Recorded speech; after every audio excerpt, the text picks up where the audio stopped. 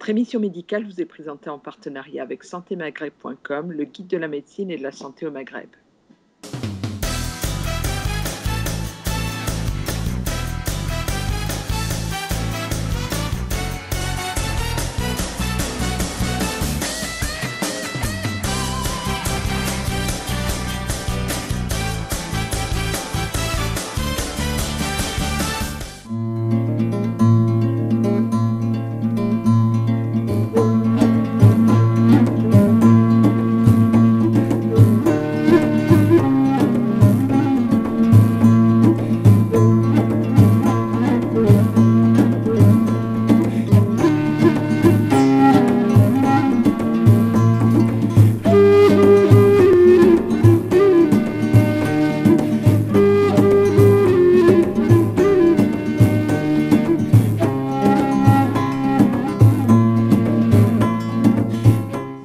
Bonjour le Maghreb.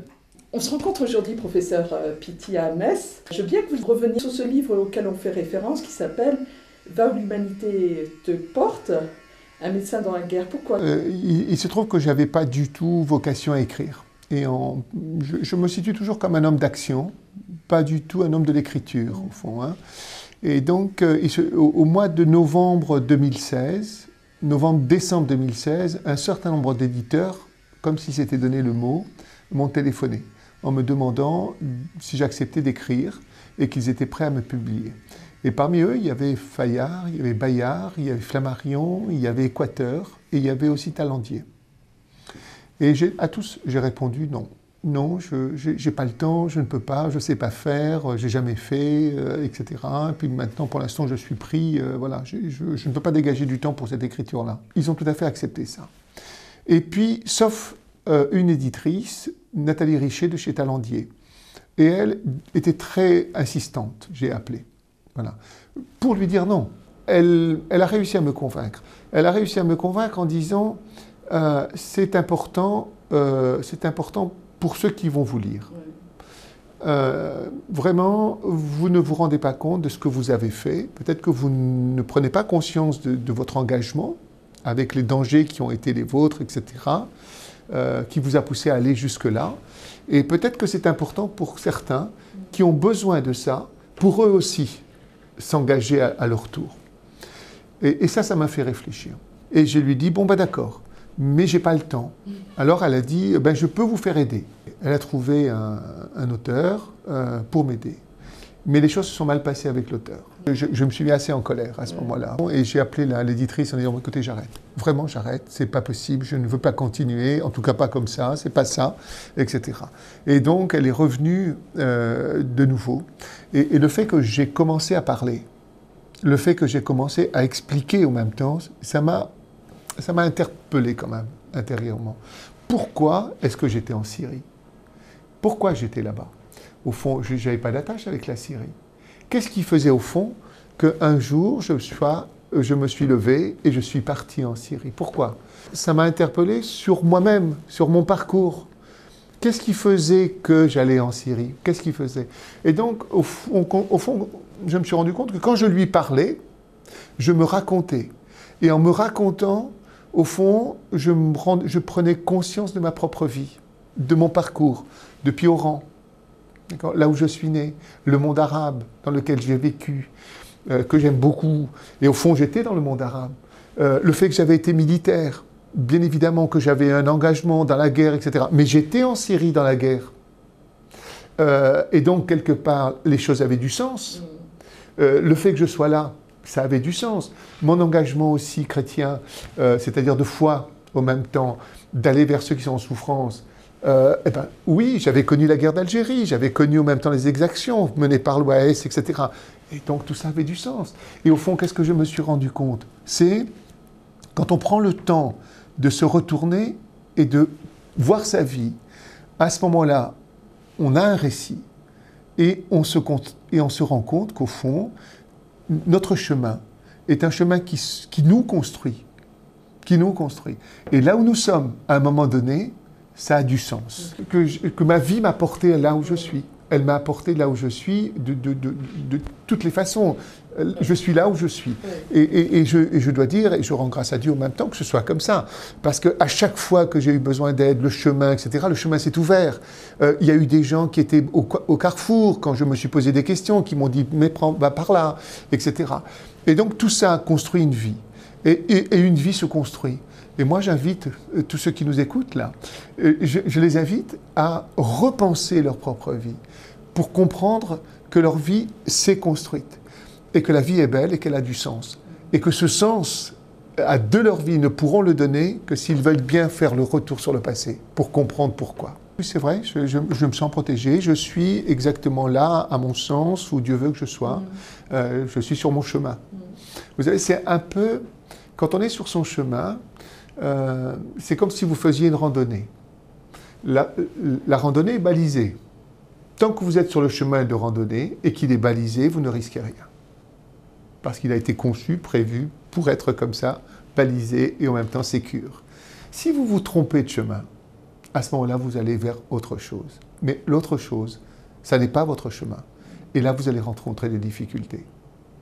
Et après, vous avez deux possibilités. Soit vous persistez et au fond, vous gâchez votre vie. Parce que ce n'était pas prévu que ce soit ce chemin-là. Et que cette randonnée-là, elle est faite de rocailles, elle est faite vous vous perdez au même temps, etc. Vous vous perdez vous-même. Autrement que si vous êtes sur le chemin tel qu'il est balisé et que chaque fois que vous êtes devant une difficulté, au fond, vous vous arrêtez, vous dites « mais qu'est-ce que tu veux de moi ?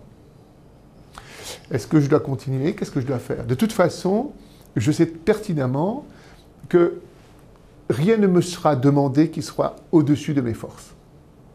Rien ne me sera demandé qui sera au-dessus de mes forces, parce que c'est le chemin qui est fait pour moi.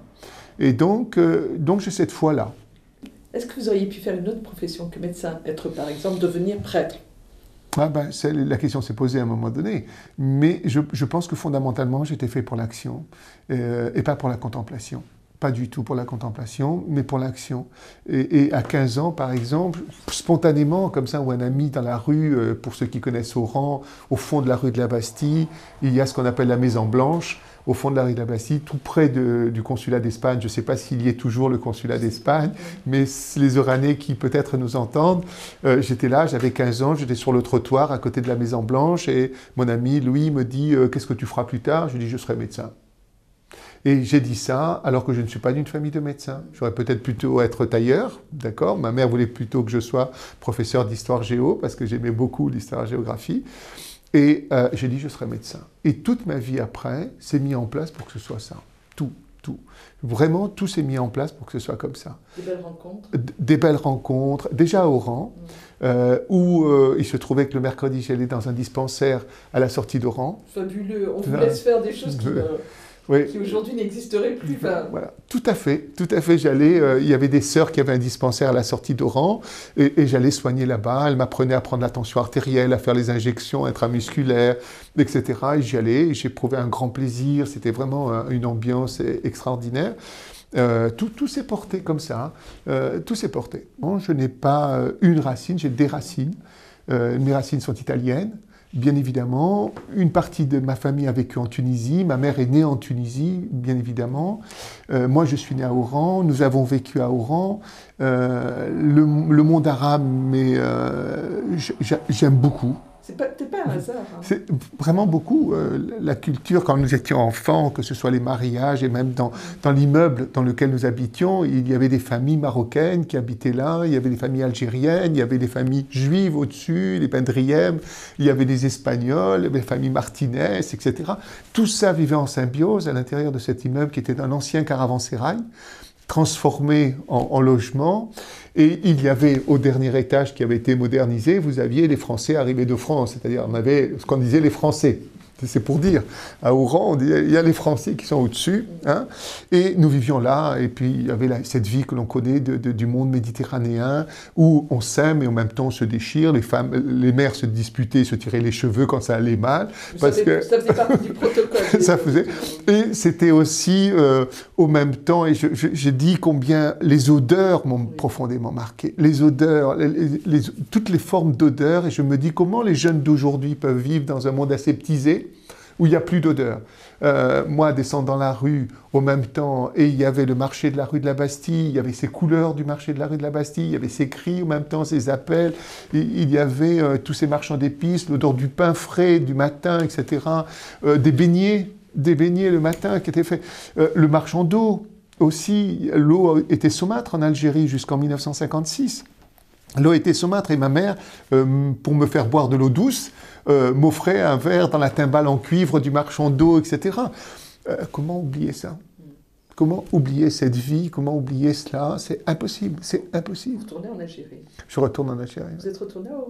Oui, je suis retourné à Oran. Et c'était un très beau cadeau que m'a fait, parce que j'ai travaillé avec la Sonatrach pendant 2 ans, à la mise en place d'un plan d'urgence d'évacuation des blessés en cas d'accident technologique sur les sites de la Sonatrach. Récemment? Et, oui, jusqu'en 2002. Jusqu'en 2002. Et donc, j'allais sur le site de Arzeu. Et en allant sur Arzeu, j'ai dit, écoutez, si je vais à Arzeu, je veux aller à Oran. Vous comprenez bien, je ne peux pas ne pas aller à Oran. Alors, ils m'ont dit, d'accord. Et comme c'était la période de la guerre civile, ils avaient peur en même temps pour ma sécurité, en me disant, mais vous savez, c'est dangereux, etc. J'ai dit, oui, mais je ne peux pas ne pas y aller. Comme on vous dira plus tard, oui. en Syrie, il vaut tant de milliers d'euros, choses comme ça. Vous avez une valeur... J'ai une valeur marchande.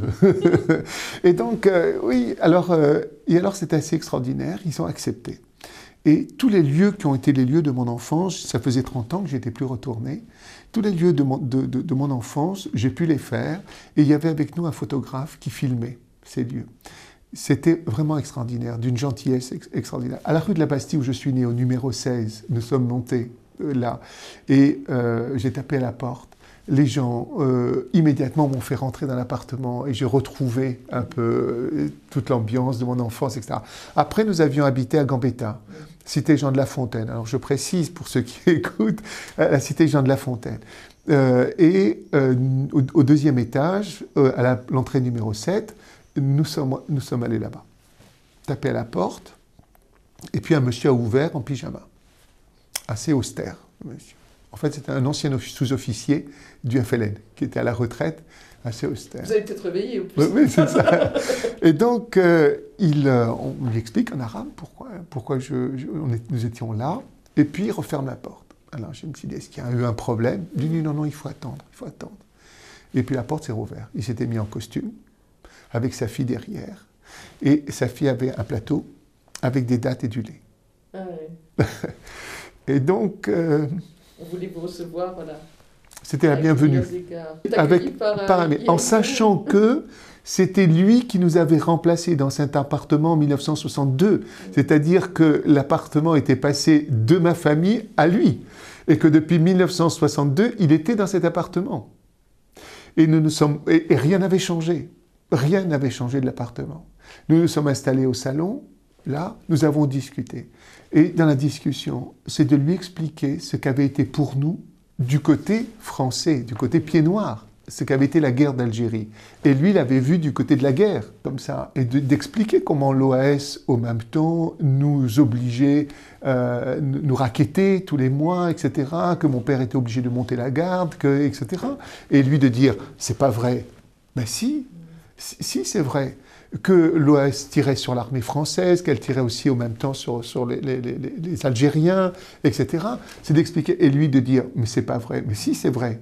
C'est vrai, voilà comment nous avons vécu. Et au fond, l'OAS avait créé un tel climat d'insécurité, au fond, persuadé que les Algériens allaient revenir en force, qu'ils allaient nous massacrer tous, etc.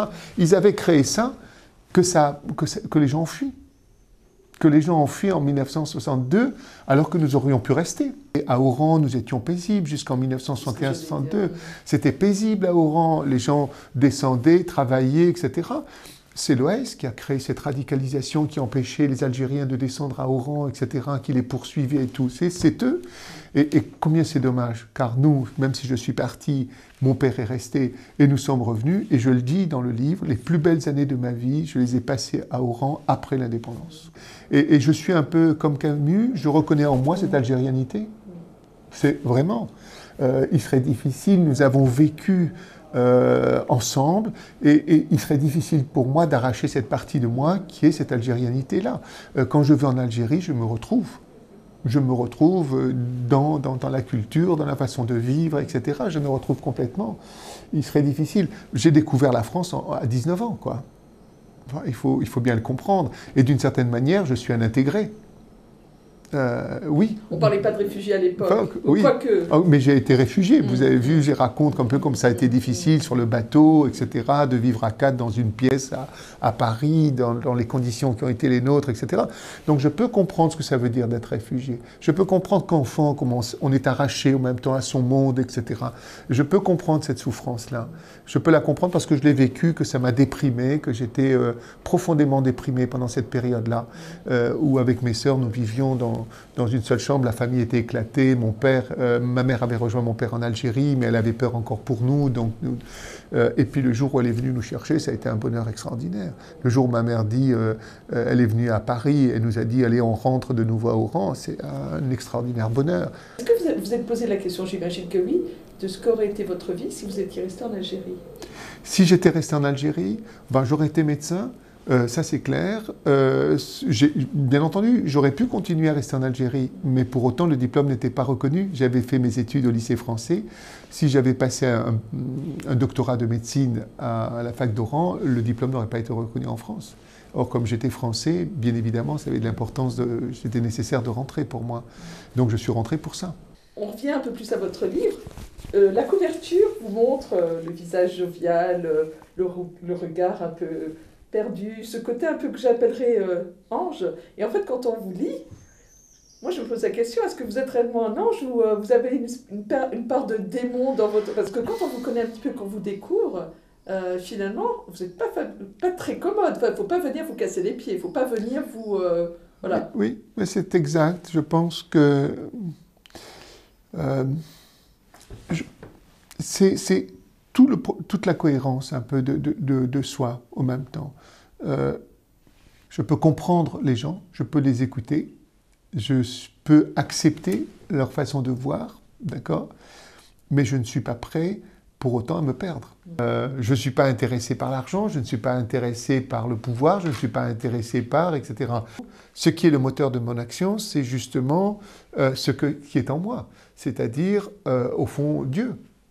Et c'est lui le moteur de mon action. Le monde musulman, je vous dis, ne m'est pas inconnu. Ce qui est demandé à un musulman, c'est justement ça. C'est-à-dire l'autre en face, la charité vers l'autre, la compassion vers l'autre. Ça a de l'importance pour moi. Ça, c'est de l'importance pour moi. Défendre celui qui est vulnérable. En tant que chrétien, comme pour un musulman, ça, c'est important pour moi. Deux commandements les plus importants.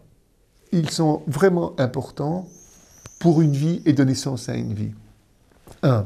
Il n'y a qu'un seul Dieu, et tu l'aimeras de toute ta force, de tout ton cœur, de toute ton âme. Deuxième chose, aime l'autre comme ton frère. Il n'y a pas d'autre commandement plus important. Vous pourriez y mettre, ils sont les deux plus importants. L'autre est donc comme un frère pour moi. Ce que je veux pour lui, je le veux pour moi. Donc, j'avance dans la vie avec ça. J'avance. En début d'interview, tout à l'heure, j'avais commencé par vous demander comment peut-on vous présenter. À ce moment de l'interview, s'il fallait présenter le professeur Raphaël Pitti, même pas le médecin, c'est quoi? C'est l'homme politique, le médecin, l'homme tout court, l'homme d'engagement? Oui, alors l'homme tout court. Et pour moi, la foi n'est pas une identité.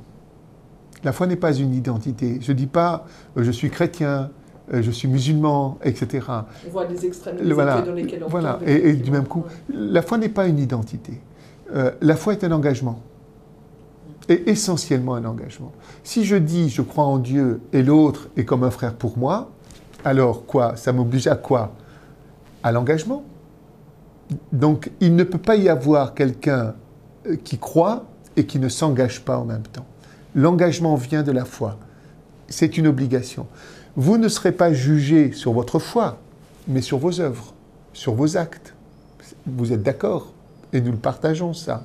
Aujourd'hui, je suis conseiller municipal de la ville de Metz. Ce n'est pas moi, là aussi. C'est le maire qui est venu me chercher, bien évidemment. Il est venu me chercher et j'ai dit oui parce que en 2013, je suis allé le voir après être revenu de Syrie Et les Syriens étaient vraiment déprimés en disant personne ne viendra nous aider. On nous a abandonnés et on nous laisse. Et moi de leur dire, mais vous savez, les politiques peut-être ne trouvent pas de solution, mais ne croyez pas que le citoyen ne soit pas sensible au drame que vit le peuple syrien. Et donc quand je suis rentré, je suis allé voir le maire de Metz et j'ai dit, accepteriez-vous que la ville de Metz signe une charte d'amitié avec la ville d'Alep ? Pour montrer qu'au-delà des frontières, au-delà des kilomètres qui nous séparent, il peut y avoir un lien d'amitié entre la ville de Metz et la ville d'Alep et son comité civil d'Alep. Et le maire a dit oui.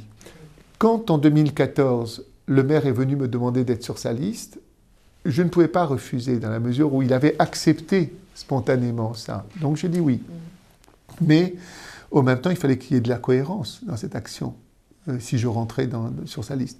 Et donc il m'a donné, la délégation qu'il m'a donnée, c'est la prise en charge des urgences sanitaires et sociales. Donc ça avait pour moi du sens, puisque j'étais dans le sanitaire et social et de l'urgence. Et donc j'ai à m'occuper ici à Metz des demandeurs d'asile, et nous sommes une des villes qui en reçoit le plus, 5 à 7 000 par an de demandeurs d'asile, de réfugiés.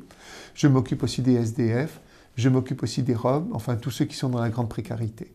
Le frère, c'est aussi celui qui est en bas de chez moi. Exactement. En bas de chez moi. Je ne peux pas dire, je vais en Syrie m'occuper des Syriens.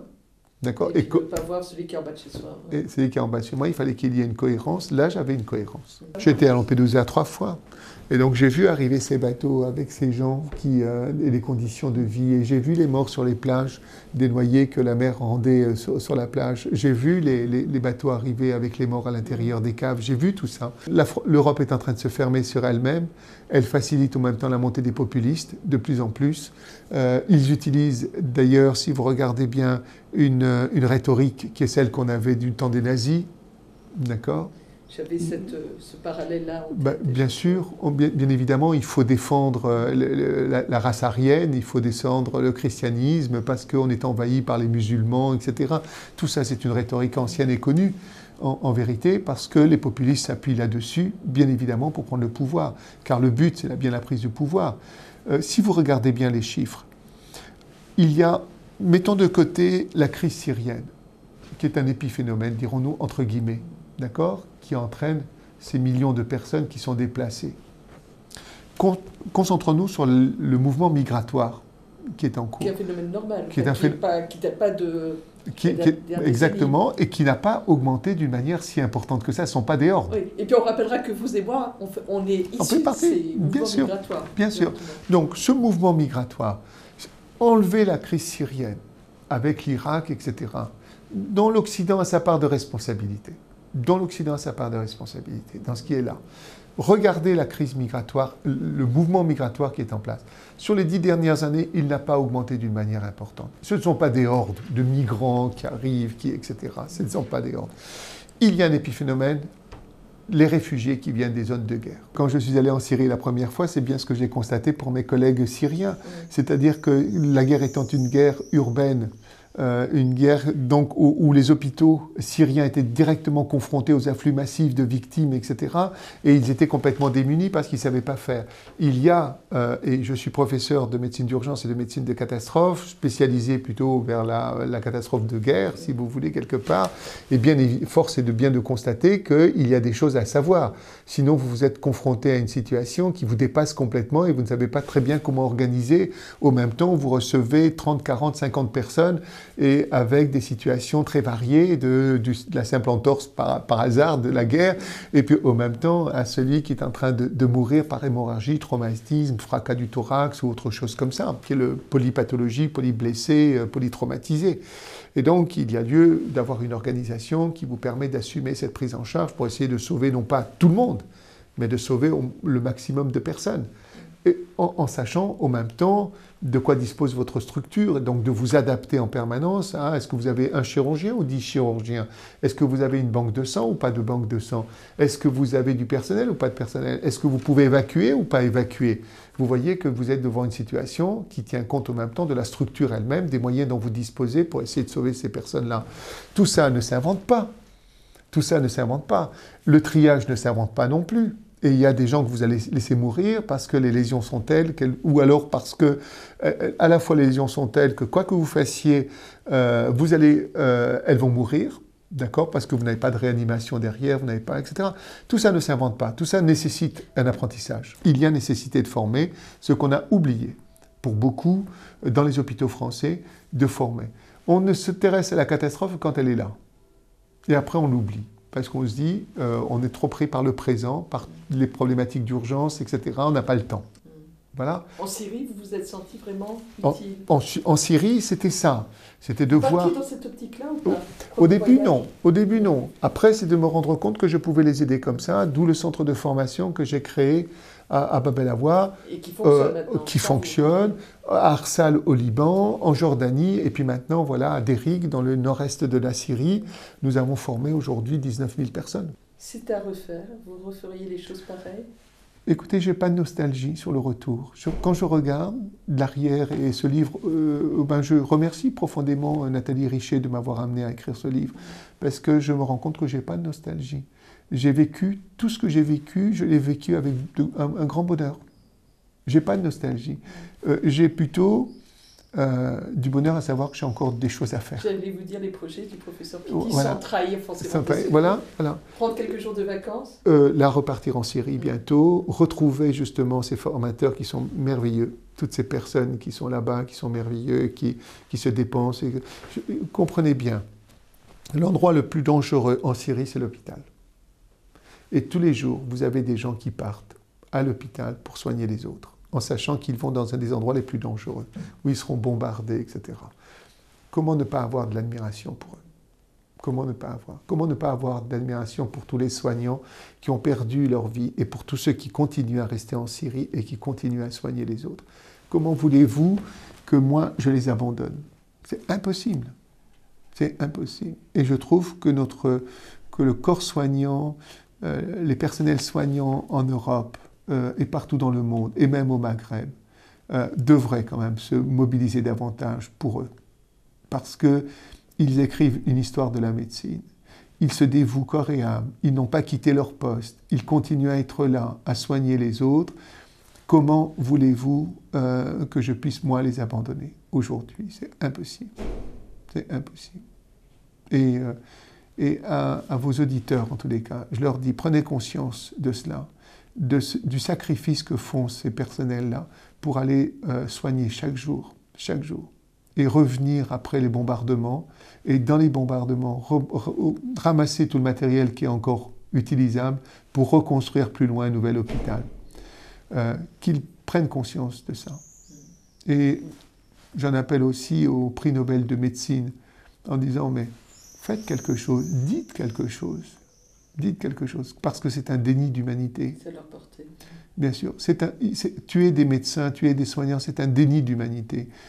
Notre serment d'Hippocrate nous pousse à aller vers ceux qui sont dans la souffrance.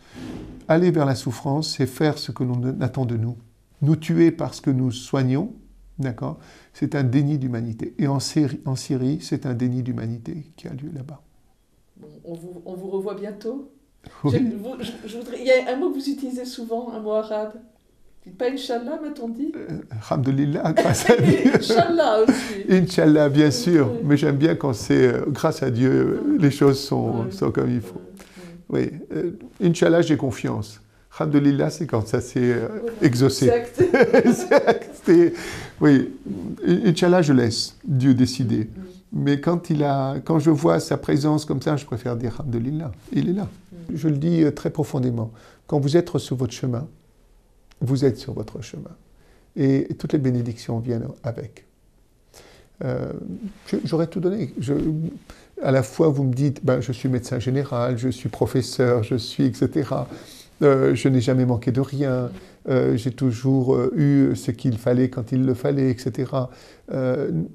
Non, j'ai peut-être eu des sacrifices, oui, mais vraiment, je trouve que j'ai reçu de grandes bénédictions. Ouais. Oui, vraiment. Je partirai aujourd'hui, je dirais merci. Merci pour cette vie, merci pour ce que tu m'as donné, merci pour les rencontres, merci de vous avoir rencontré, Samia. Merci pour cette rencontre, vraiment.